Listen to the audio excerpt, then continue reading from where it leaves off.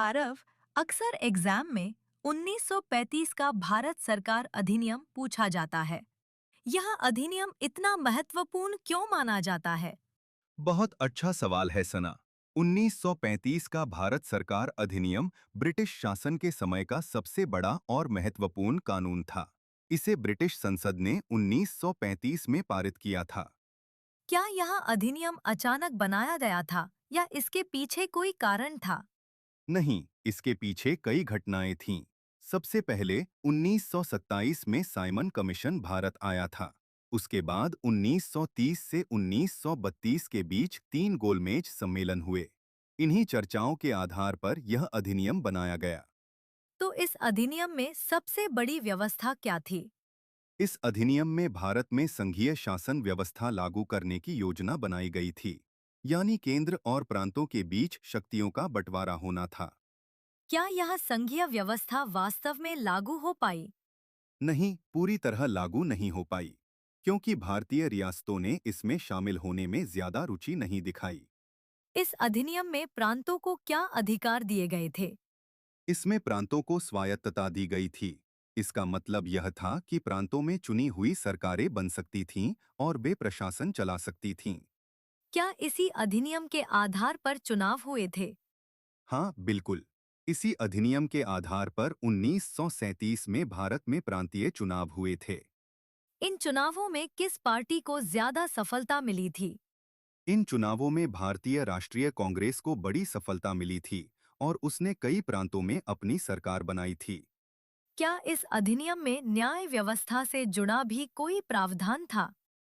हाँ, इस अधिनियम के तहत 1937 में भारत में संघीय न्यायालय की स्थापना की गई थी।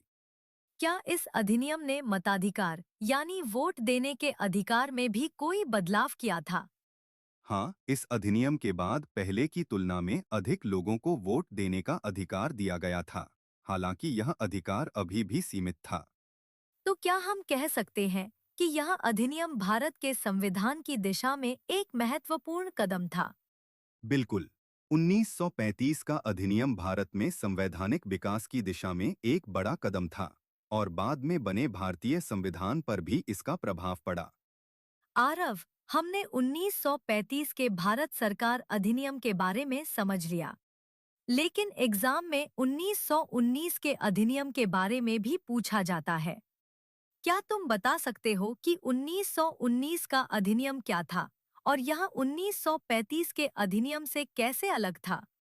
हाँ सना, 1919 का अधिनियम बहुत महत्वपूर्ण था। इसे कंटेंट रेफरेंस कहा जाता है। यह अधिनियम ब्रिटेन के secretary of state Edwin Montagu और वाइसराय लॉर्ड चेम्सफोर्ड की सिफारिशों पर बनाया गया था।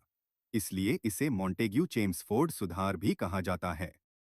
इस अधिनियम की सबसे महत्वपूर्ण विशेषता क्या थी?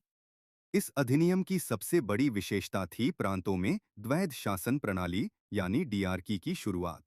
इसमें प्रशासनिक विषयों को दो भागों में बांट दिया गया था, रिजर्व्ड सब्जेक्ट्स और ट्रांसफर्ड सब्जेक्ट्स। रिजर्व्ड और ट्रांसफर्ड सब्जेक्ट्स का मतलब क्या था? रिजर्व्ड सब्जेक्ट्स जैसे पुलिस, न्याय और वित्त गवर्नर के नियंत्रण में रहते थे, जबकि ट्रांसफर्ड सब्जेक्ट्स जैसे शिक्षा, स्वास्थ्य और कृषि भारतीय मंत्रियों को दिए गए थे। लेकिन असली शक्ति फिर भी अंग्रेज अधिकारियों के पास ही रहती थी। क्या इस अधिनियम में विधायिका से जुड़ा भी कोई बदलाव हुआ था? हाँ, इस अधिनियम के तहत केंद्र में द्विसदनीय विधायिका की शुरुआत हुई, यानी दो सदन बनाए गए, काउंसिल ऑफ स्टेट और लेजिस्लेटिव असेंबली। क्या लोगों को वोट देने का अधिकार भी मिला था? हाँ, लेकिन बहुत सीमित रूप में। केवल वही लोग वोट दे सकते थे जिनके पास संपत्ति, शिक्षा या कर भुगतान से जुड़ी कुछ योग्यताएं थीं। अब अगर 1919 और 1935 के अधिनियम की तुलना करें, तो मुख्य अंतर क्या था? बहुत अच्छा सवाल है। 1919 के अधिनियम में प्रांतों में डीआरकी लागू की गई थी, जबकि कंटेंट रेफरेंस इक्वल टू में डीआरकी को प्रांतों से हटा दिया गया और प्रांतों को स्वायत्तता यानी प्रोविंशियल ऑटोनॉमी दी गई। मतलब 1935 का अधिनियम प्रांतों को ज्यादा अधिकार देता था। बिल्कुल। 1935 के अधिनियम में प्रांतों में चुनी हुई सरकारों को ज्यादा अधिकार दिए गए थे और 1937 में चुनाव भी कराए गए थे। और कोई महत्वपूर्ण अंतर? हाँ, 1935 के अधिनियम में भारत में संघीय व्यवस्था यानी फेडरल सिस्टम लागू करने की योजना थी, जबकि 1919 के अधिनियम में ऐसा कोई प्रावधान नहीं था। तो क्या हम कह सकते हैं